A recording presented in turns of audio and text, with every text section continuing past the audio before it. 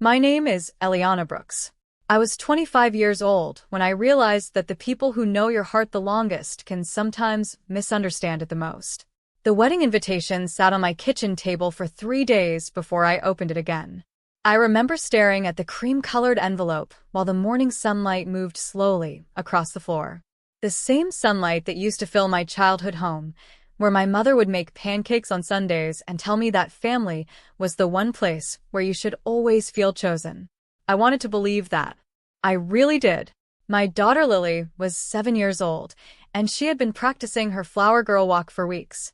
She would hold imaginary flowers in her tiny hands and walk across our living room with complete seriousness, asking me, "Mommy, do you think Grandma will cry when she sees me?" I always smiled and said yes, because I didn't have the courage to tell her that sometimes adults make choices children should never have to understand. The truth arrived in a phone call from my mother 3 weeks before my sister's wedding. Her voice was unusually quiet. "Eliana, there's been a change with the flower girl situation." I already felt something was wrong. She explained that one of the guests had offered to cover a large wedding expense if their own child took the flower girl role instead. $10,000. A number. A decision. A moment that would quietly reshape how I saw my family forever. I sat there holding the phone, looking at Lily's handmade flower basket on the shelf, wondering how something so small could suddenly feel so heavy. And the hardest part wasn't losing the role. It was realizing who had been willing to take it away. After that phone call, I didn't immediately feel angry. That surprised me. I thought I would feel rage. I thought I would immediately call my mother and demand an explanation. I thought I would say all the things I had carried quietly for years. But instead, I just sat there. The kind of silence that follows a painful truth is different from ordinary silence. It doesn't feel empty. It feels crowded with every memory you suddenly begin questioning. I looked around my apartment and noticed all the little pieces of Lily's excitement. The small white shoes she had chosen herself. The notebook where she practiced writing Flower Girl because she wanted to spell it perfectly. The drawing she made of herself walking down the aisle with my sister standing at the end. To Lily, it wasn't just a wedding. It was a moment where she believed she belonged. And I was afraid that my mother had unknowingly taught her the opposite. That some people could be replaced when something more valuable came along. For the next few days, I avoided difficult conversations. Not because I was weak. Because I was trying to understand. My relationship with my mother had always been complicated in ways I rarely admitted. She was not a cruel person. That was what made everything harder. She was the woman who stayed awake with me when I had a fever as a child. The woman who saved every birthday card I ever made her. The woman who still called me every Sunday morning just to ask if I had eaten. But she was also the woman who sometimes measured love through appearances. Who noticed what people thought. Who worried more about keeping peace with others than protecting the feelings of the people closest to her. I kept replaying her words from that phone call. "It's only one day, Eliana. Only one day." But I knew something she didn't. To a 7-year-old child, one day can become a memory that lasts forever. A few days later, my mother came over. She brought Lily a small gift bag, almost like she was trying to make everything normal. Lily ran toward her. "Grandma." My mother smiled and hugged her tightly. And for a moment, I almost convinced myself that maybe I was overreacting. Maybe I was being too sensitive. Maybe families make imperfect choices and love survives them. But then Lily looked inside the gift bag. It was a small bracelet. Beautiful, delicate, and wrapped carefully. She smiled. "Is this for me to wear at the wedding?" My mother froze for just a second. It was only a second. Most people wouldn't have noticed. But I had spent my entire life studying my mother's expressions. "No, sweetheart," she said softly. "This is just a bracelet." I watched Lily's smile fade slightly. Not completely. Just enough. And that tiny change hurt more than I expected. That night, after Lily went to sleep, I opened an old wooden box I kept in my closet. Inside were photographs, old letters, and memories I had collected over the years. At the bottom was a picture of my mother and me when I was 7.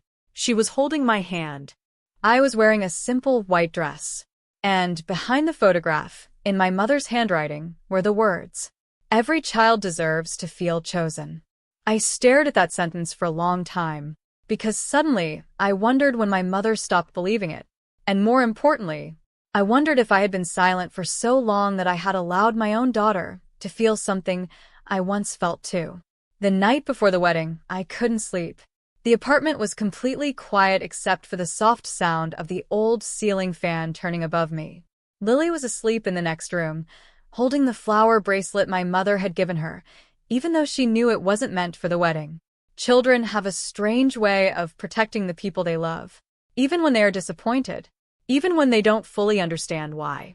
I stood near her bedroom door for a long time, watching her sleep, and I felt a painful familiarity. Because I remembered being that age. I remembered waiting for my own mother to notice me. Not in a dramatic way. Not because she didn't love me, but because sometimes love can exist beside disappointment. That was something I had learned as I grew older. People are not always just good or bad. Sometimes they are loving people who make choices that leave wounds. And sometimes those wounds stay hidden because admitting them feels like betraying your own family. The next morning, while searching for a pair of earrings, I found an old envelope tucked behind my jewelry box. It was a letter I had written when I was 12. I almost threw it away, but something made me open it. The handwriting was uneven and childish. It said, "Dear Mom, I hope one day you will see me the way you see everyone else." I stopped reading. My chest felt heavy, because suddenly, I understood why this wedding decision hurt so deeply. It wasn't only about Lily. It was about an old feeling I thought I had already healed from. A feeling of watching someone else get chosen while quietly wondering why you weren't enough. I sat on the edge of my bed holding that letter, and for the first time, I allowed myself to admit something I had avoided for years. I had spent my whole life making excuses for my mother. She's stressed. She means well. She doesn't realize.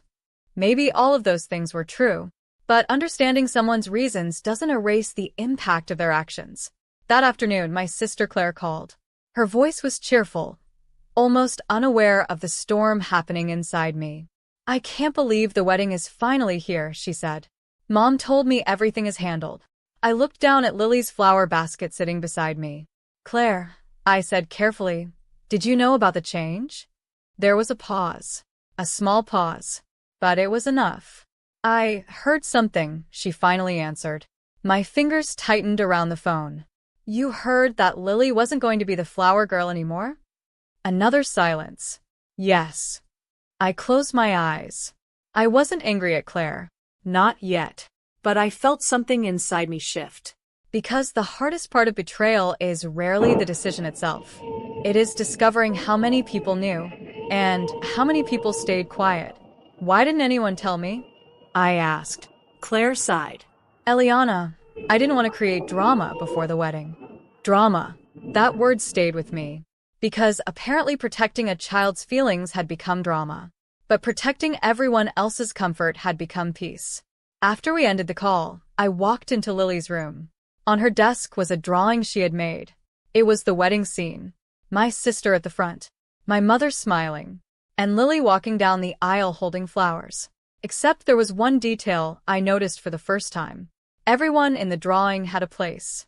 Everyone except me. I sat there staring at it, realizing something important.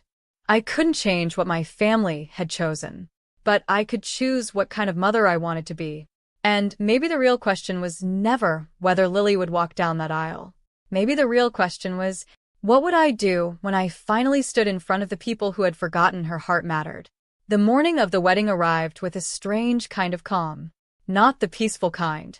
The kind that comes when your heart has already cried, argued, and questioned everything it could. I woke up before my alarm. The room was still dark, and for a few moments, I forgot what day it was. Then I saw the dress hanging on the closet door. The dress Lily had chosen months ago. The one she called her princess helper dress.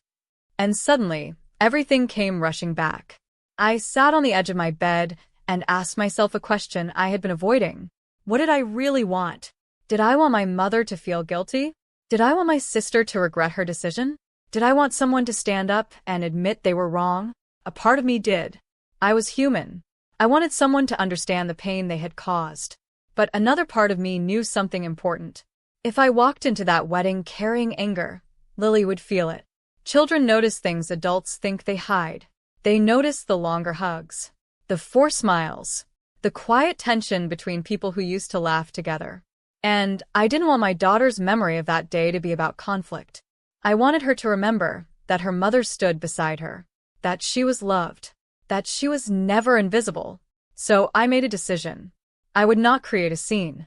I would not embarrass anyone. I would not turn my family's mistake into my daughter's painful memory. But I also would not pretend everything was fine. There is a difference between forgiveness and pretending. I dressed Lily carefully that afternoon. She looked at herself in the mirror, spinning slightly. "Mommy, do you think I still look pretty even if I'm not carrying flowers?" My heart broke, quietly, because that question told me she had already understood more than I wanted her to. I knelt beside her. "Lily, you don't become special because someone gives you a job at a wedding." She looked at me. "You don't." "No," I said, brushing her hair behind her ear. "You were special before anyone noticed you. You will be special after today, too." She smiled. A small smile, but a real one. At the wedding venue, everything looked beautiful. White flowers covered the entrance. Soft music filled the room. Guests walked around laughing, taking pictures, celebrating. From the outside, everything looked perfect. But I noticed something. Perfect moments are often built on things people don't talk about. My mother approached us near the entrance. She looked beautiful in her dress. For a second, I saw the woman from my childhood. The woman who held my hand when I was afraid. The woman who sang to me when I couldn't sleep. And that made everything harder. Because loving someone doesn't disappear just because they hurt you. "Eliana," she said softly. "I'm glad you came." I smiled politely. "Of course I came." She looked at Lily. "I hope you're not upset, sweetheart." Lily looked down. "No, Grandma." But I heard the hesitation. And I knew my mother heard it too. For the first time, I saw something flicker across her face. Not guilt. Not yet.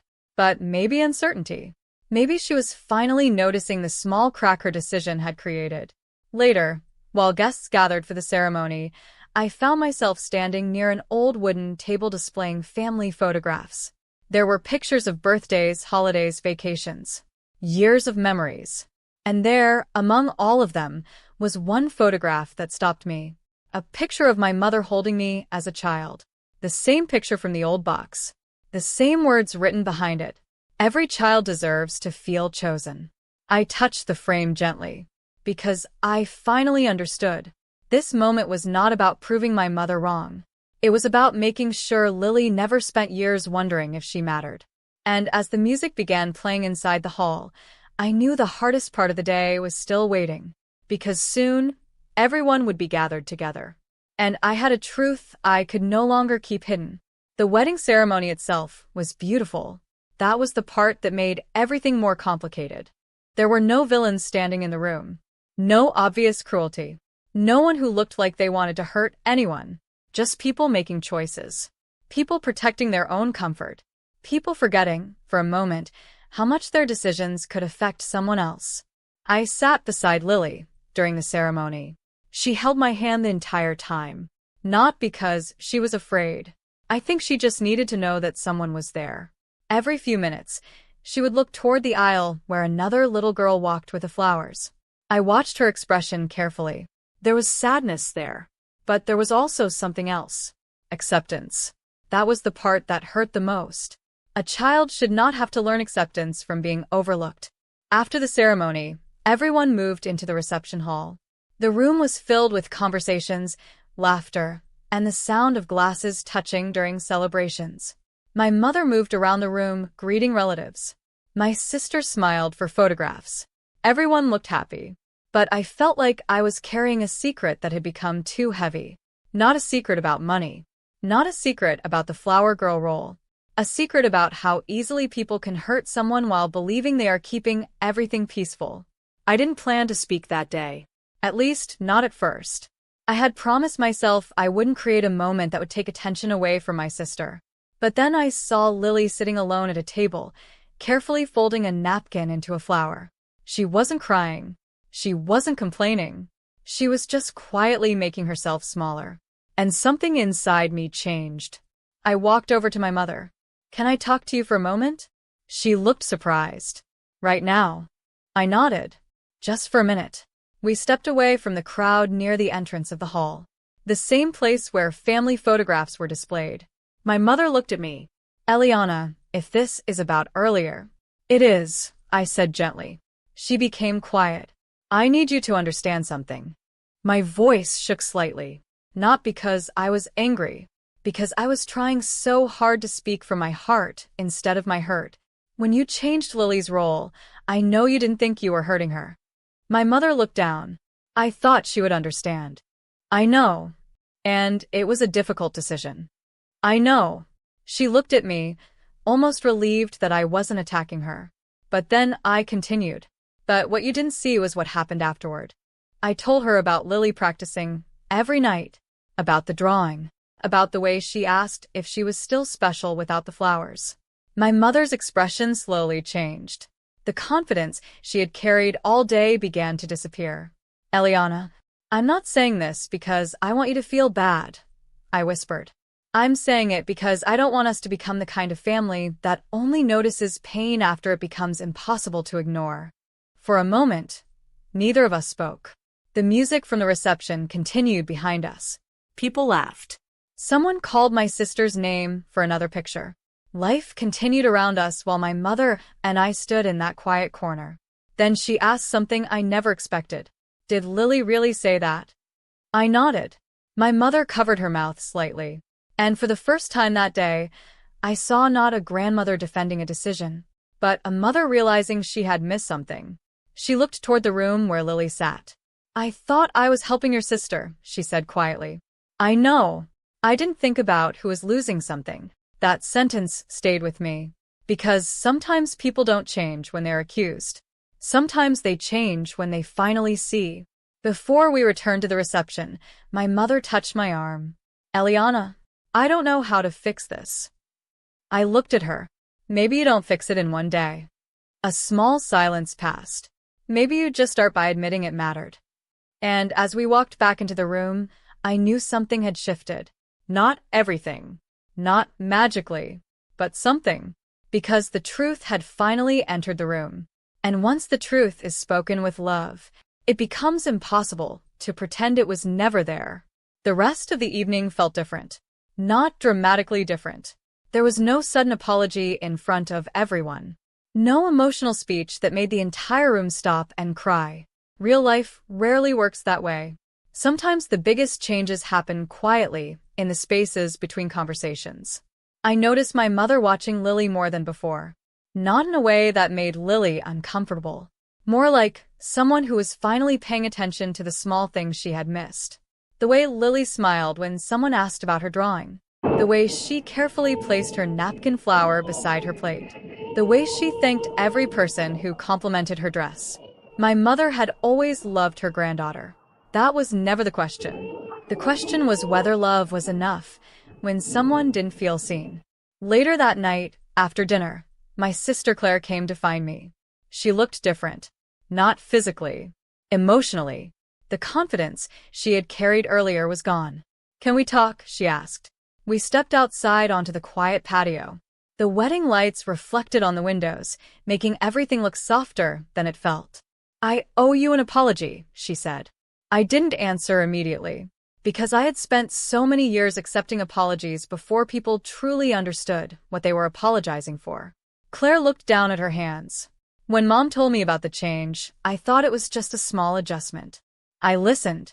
I thought you would understand because you're always the one who understands everyone." That sentence hurt more than I expected, because sometimes being the understanding person in a family means people forget you have feelings too. "I should have called you," she continued. "I should have asked Lily how she felt. I should have remembered that she was a child, not just a detail in the wedding plans." I looked toward the garden. The flowers moved gently in the evening breeze. "I wasn't hurt because Lily didn't walk down the aisle," I finally said. Claire looked at me. I was hurt because everyone decided what she could handle without ever asking what she felt. She nodded slowly. I understand now. And maybe she did. Maybe she didn't.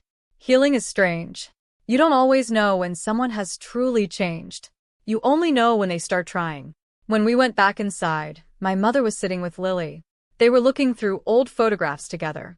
I stopped for a moment and watched them. My mother pointed at a picture. That was your mommy, when she was your age. Lily smiled. Really? Yes, my mother said. She was always drawing things too. I almost laughed, because she had forgotten many things over the years. But somehow, she remembered that. Then Lily asked the question I didn't expect. Grandma, am I still your special girl? My heart froze. I looked at my mother. She didn't answer quickly. And I think that was important. Because this time, she didn't rush to make things sound perfect. She took a breath. Then she held Lily's hands. Sweetheart, I need you to know something. Lily looked at her. You were never special because of a wedding job. You were never special because of flowers. You were special because you are you. Lily smiled. A real smile. The kind that reaches a child's eyes. My mother looked at me afterward. And in that moment, we both understood something. The wedding had never really been about flowers. It had been about a little girl learning whether she mattered. And an entire family learning that sometimes the smallest hearts carry the heaviest memories. When we finally left the venue, Lily fell asleep in the back seat. I watched her reflection in the mirror. The streetlights passed over her face like little waves of gold. And I realized something. I didn't need my family to feel the pain I had felt. I didn't need them to lose something to understand. I only needed them to finally see what had almost been forgotten. That love is not measured by who gets the spotlight.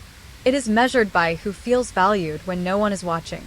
For the weeks after the wedding, my family slowly returned to normal. At least, that was what it looked like from the outside. The pictures from the wedding were shared. The thank you messages were sent. Everyone moved forward with their lives. But inside our family, something quieter was happening. Something that couldn't be captured in photographs. My mother started calling more often. Not the usual calls where she asked what I was cooking or whether Lily had finished her homework. She started asking different questions. Questions that showed she was trying to understand. How is Lily feeling lately? Did she ever talk about the wedding again? Was she disappointed for a long time? At first, I didn't know how to respond. Part of me wanted to say, "Why are you asking now?" Because that was the honest feeling I carried. Why did it take a painful moment for everyone to finally notice? But another part of me knew something important. People cannot change what they refuse to see. And my mother was finally looking. A few months later, she came to my apartment with a small box in her hands. I recognized it immediately. It was the same wooden box I had found in my closet, the one where I kept old photographs and memories. She sat across from me at the kitchen table. "I found something," she said. My stomach tightened. She opened the box slowly. Inside was a collection of old letters. Mine. The ones I had written when I was younger. "I forgot I kept these," she whispered. She picked up one envelope carefully. "You know, I used to think being a good mother meant making sure my children had opportunities." She paused.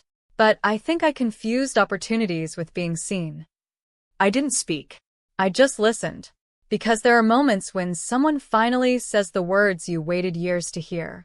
Not because they erase the past, but because they prove you were never imagining the pain. My mother looked at the old letter. "I read this after you wrote it." I was surprised. "You did?" She nodded. "And I thought I was doing enough. I thought because I loved you, you knew you mattered." Her eyes became emotional. But I'm realizing now that love someone feels is different from love someone receives. That sentence stayed with me, because it explained so much. My mother had loved me. I knew that. But sometimes love needs to be expressed in the language of the person receiving it, not just the language of the person giving it. She reached into the box and pulled out a small photograph. It was from my childhood. I was standing beside her at a school event. I was holding a paper award. She smiled sadly. "I remember this day." "So do I said. "You were so proud." I smiled. I was. She looked down, and I should have noticed that. There was no excuse, no attempt to defend herself, just honesty. And somehow that meant more. That evening, before she left, she handed me another envelope. "This is for Lily." I opened it after she went home. Inside was a handwritten letter my mother had written to my daughter. It wasn't an apology, filled with complicated explanations. It was simple. It said, "Dear Lily, sometimes adults make choices without realizing how much little moments matter.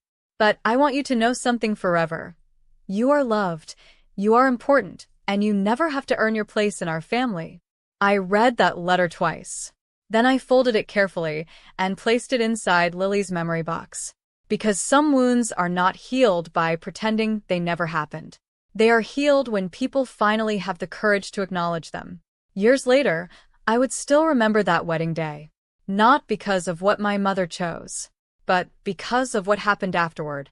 A family that almost forgot how to listen learned something valuable. Sometimes the greatest repair does not come from changing the past.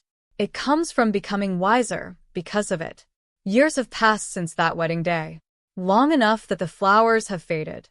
Long enough that the photographs have moved from the living room shelf into a small memory box in my closet. But some moments don't disappear with time. They become quiet teachers. Lily is older now. She no longer practices walking down imaginary aisles in our living room. She has new dreams, new interests, and a personality that grows stronger every year. Sometimes I look at her and I wonder if she even remembers that wedding. Then, one afternoon, while we were cleaning old boxes, she found the flower bracelet my mother gave her that day.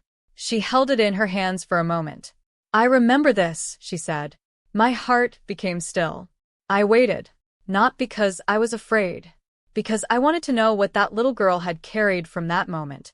She smiled softly. "Grandma made me feel better later." I nodded. "Yes, she did." Lily looked at the bracelet. "Everyone makes mistakes, right?" I smiled.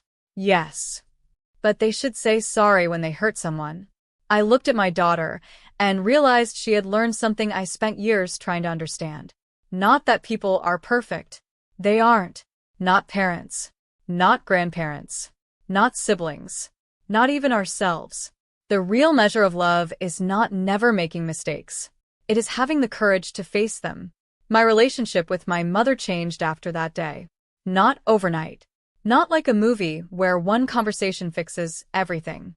It happened slowly. Through small moments. Through phone calls. Through shared meals. Through my mother showing up. Not perfectly, but intentionally. And maybe that was the most meaningful part. Because trust is not rebuilt through one grand gesture. It is rebuilt through ordinary days where someone chooses differently than they did before. Sometimes people ask me if I regret not speaking up sooner. I used to think about that question a lot. I wondered if I should have protected Lily faster. If I should have confronted my family immediately. If I had wasted years staying quiet. But now I see it differently. We all have moments when we are learning how to find our voice. Mine came when I realized my daughter was watching me. She wasn't just watching how I handled disappointment. She was learning what self-respect looked like. And I wanted her to know something important. Being kind does not mean accepting everything. Forgiving does not mean forgetting. Understanding someone does not mean ignoring your own heart. That wedding taught me a lesson I never expected. The deepest form of strength is not making someone else feel the pain they caused. It is choosing not to let that pain change who you are. I still have the old photograph of my mother and me. The one with the words written behind it.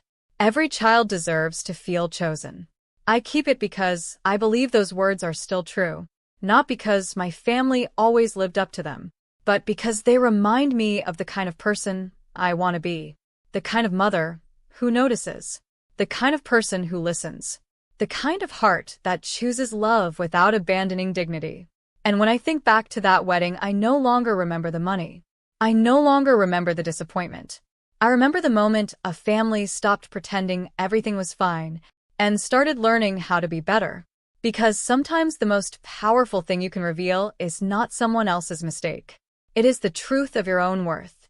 And sometimes the quietest victories are the ones that change everything.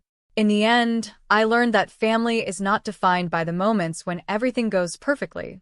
It is defined by what we do after someone gets hurt.